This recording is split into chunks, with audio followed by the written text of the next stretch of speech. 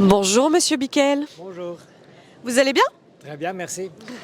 Alors racontez-nous un peu votre histoire, l'histoire de vos dessins.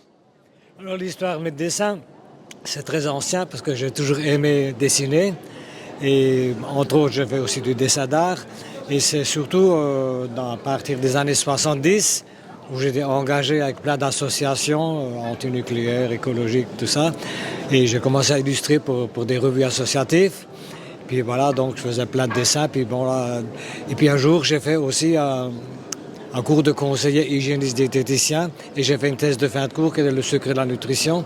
Donc et cette thèse, je l'ai illustrée. Donc c'était mon premier livre. Ça date des années 79-80. Ensuite, voilà, bon, j'ai fait beaucoup de choses. Je dessinais toujours, mais j'ai rien publié. Mes dessins, je les avais un peu à côté. Et puis, donc, c'est en 95 que j'ai sorti mon premier livre grand public chez un éditeur qui s'appelait Le Malade enchaîné. Et donc, après, comme ce livre, il a bien marché, il a eu un certain succès, j'ai continué sur ma lancée. Donc j'en ai fait plusieurs, il y en a qui sont épuisés depuis. Et donc, voilà, je fais des livres, je fais aussi des cartes postales et des affiches. Et donc, moi, mon but aussi, à travers le dessin, pour moi, c'est un moyen d'expression. On est la civilisation de l'image. Les gens ne lisent plus tellement. Parce que moi, quand j'ai commencé à prendre conscience un peu de tout ce qui se passe sur cette planète, je voulais informer beaucoup de gens. Je prêtais des livres scientifiques ou autres, mais les gens ne lisaient pas, ils n'avaient pas le temps, ils me les rendaient de nouveau. Et pour moi, vraiment, mon but, c'était ça, voilà, essayer de donner une information facile par l'image et l'humour. D'accord, donc vous en fait vous aidez les gens à comprendre certaines problématiques de la société et de l'environnement à travers vos dessins et vos messages, parce que vous faites vos livres sous forme de BD en quelque sorte. Oui. C'est tout à fait ça, oui. Et puis ce qui me conforte surtout, il y a beaucoup de jeunes, des très jeunes enfants même, qui sont très accros à mes images. Je constate des fois sur les expos, ou même il y a des parents qui m'envoient des fois les photos de leurs enfants qui regardent mes livres. Mes dessins, ça leur parle, voilà. Donc, et des fois, il faut leur expliquer un petit peu quand même, parce que bon, ils vont peut-être pas tout comprendre. Mais c'est vrai que le dessin, ça frappe quand même beaucoup plus l'inconscient que les mots. D'accord. Et en fait, vous utilisez quoi comme outil pour dessiner justement? Alors bon, moi déjà, je n'ai jamais pris cours de dessin, parce que de toute façon, quand on aime faire quelque chose, ça va tout seul, on apprend tout seul. Et donc moi, je dessine à la main. D'abord, je passe un peu au crayon, après je le feutre, donc je gomme un peu les traces de crayon. Et ensuite, je les scanne et dans le temps, je les colorie à la main. Maintenant, je les colorie sur l'ordinateur, c'est plus rapide. Et donc, je les scanne. Et donc, en fonction de ce que je vais en faire, un livre, je vais les adapter la taille. Je travaille avec un logiciel qui me permet d'ajouter des textes. Et donc, c'est comme ça que, voilà, j'ai moi-même appris tout ça sur le tas, parce que je suis un autodidacte, si vous voulez, quoi. Comme je le suis dans ma vie, voilà. Et ce que je fais surtout, c'est la recherche d'autonomie. Parce que j'ai aussi construit une maison, un habitat bioclimatique.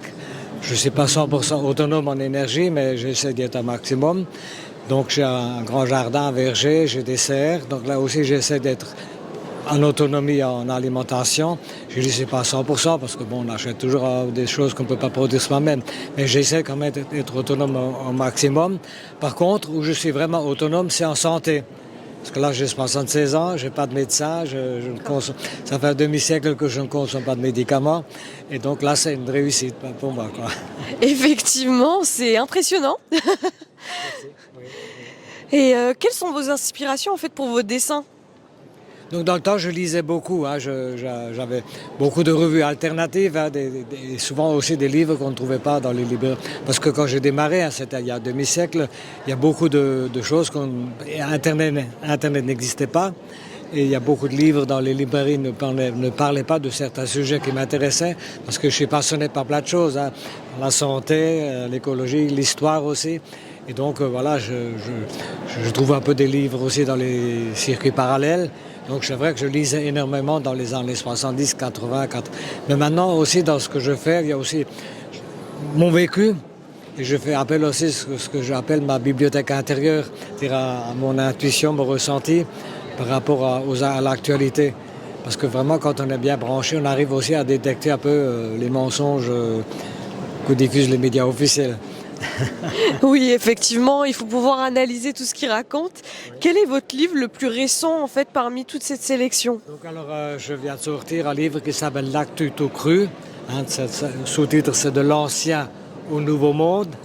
Et donc, je parle un peu de l'actualité du passé. Je montre un peu comment fonctionne le monde hein, par rapport aux médias, les politiques, à travers l'histoire aussi, parce que je démontre, enfin, bon, c'est de courts passages, hein, je voudrais en faire encore un deuxième livre, comment les guerres sont planifiées. Donc, j'en parle très rapidement. Hein, et puis, ensuite, je parle aussi beaucoup du système monétaire, du système bancaire. Beaucoup de gens ne savent pas comment fonctionne ce système bancaire et que la dette, c'est quelque chose de tout à fait artificiel. Donc voilà, je donne beaucoup d'informations sur ce sujet-là. Ensuite, je montre aussi la corruption scientifique, hein, parce que les scientifiques sont souvent aussi de bonne foi, mais souvent ils sont dans un système. J'en ai rencontré beaucoup. Tant qu'ils sont en activité, ben, ils n'osent pas dénoncer certaines choses. Ils attendent d'être à la retraite pour parler de certaines choses, même des scientifiques très connus, voilà, qui attendent leur retraite pour dénoncer de certaines choses. Parce que tant qu'ils sont employés quelque part, ils ne peuvent pas parler librement. Alors, la recherche n'est pas libre. J'ai fait un livre qui s'appelle Découverte interdite, justement, où je montre que la recherche n'est pas libre. Hein. Je ne l'ai plus, il est épuisé, parce qu'il y a beaucoup de livres que je n'ai plus réédités, surtout actuellement que les frais d'impression ont explosé. Et donc, c'est une grande partie du livre aussi consacrée à l'actualité du Covid. D'accord. Donc oui, vous revisitez en fait des sujets qui sont quand même importants pour la société. Vous mettez une part de vous-même dans vos livres. Tout à fait, il y a toujours mon vécu dans mes livres. Hein. Et puis par rapport au Covid aussi, bon, je démontre le narratif officiel, hein, parce qu'on a vraiment été manipulé. Hein, d'ailleurs, ça crevait les yeux, je dirais, tellement c'est... Ensuite, je parle aussi d'autres choses d'actualité, hein, bon, par rapport à l'arnaque du réchauffement climatique. Bon, beaucoup de gens ont du mal à accepter ça, effectivement, qu'il y a toujours eu des changements climatiques. Hein. Moi, je me suis toujours aussi beaucoup intéressé au climat. Et on sait que, par exemple, à l'ère médiévale, il y avait des périodes beaucoup plus chaudes que maintenant. Le Groenland était vert, les glaces avaient fondu aussi à l'époque. Hein, et puis, on cultivait de la vigne jusqu'au Pays de Galles, au Royaume-Uni, enfin en Angleterre. Et donc, voilà, donc je parle de ça. Je parle aussi du fameux transgenre, du woke, hein, de l'idéologie woke, qui est pour moi vraiment une idéologie décadente. Hein. Et donc aussi, je donne aussi vers la fin du livre une note positive pour montrer aussi que nous sommes créateurs de tout ce que nous vivons. Hein. Déjà, il y a par la résistance par le boycott, hein, boycotter tout ce qui est malsain, boycotter, comme moi je fais, l'industrie pharmaceutique. On peut y arriver, la santé. Justement, c'est ce que je dis dans d'autres livres, surtout j'ai un livre qui s'appelle Élan vital, hein, que notre corps dispose de capacités de régénération extraordinaires si on lui donne les moyens. Et j'en ai fait l'expérience de ma vie aussi, on peut améliorer sa santé, même avec l'âge.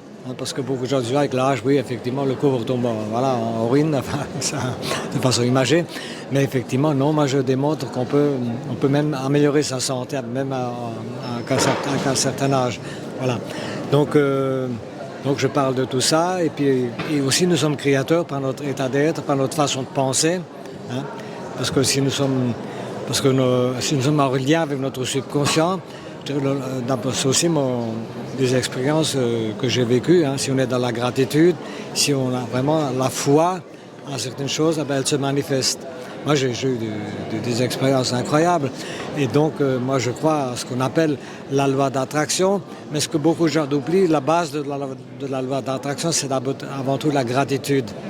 Remercier pour ce qu'on a et même remercier pour ce qu'on n'a pas encore. Et même remercier face à un événement négatif, remercier pour le bon dénouement de la vie, des moments de la vie. D'accord. Comment on peut retrouver vos œuvres, en fait, vos cartes postales, vos affiches, vos livres? Alors justement, moi je suis très mal diffusé en librairie parce que je suis hors de circuit de diffusion classique, parce que maintenant j'édite moi-même, hein, je suis en auto-édition. Donc j'ai un site internet, hein, donc il suffit de taper mon nom sur le moteur de recherche, vous tomberez sur mon site internet, hein, c'est bigel.fr. Autrement, je viens sur les salons comme ici, les foires bio, voilà. Puis des fois aussi des personnes qui passent en Alsace, dans la région, me téléphonent avant pour me demander s'ils peuvent passer pour venir chez moi. Donc ils sont toujours les bienvenus. D'accord, pas de souci, je vous remercie. Merci à vous, un grand merci à vous, merci à... Au caméraman, merci.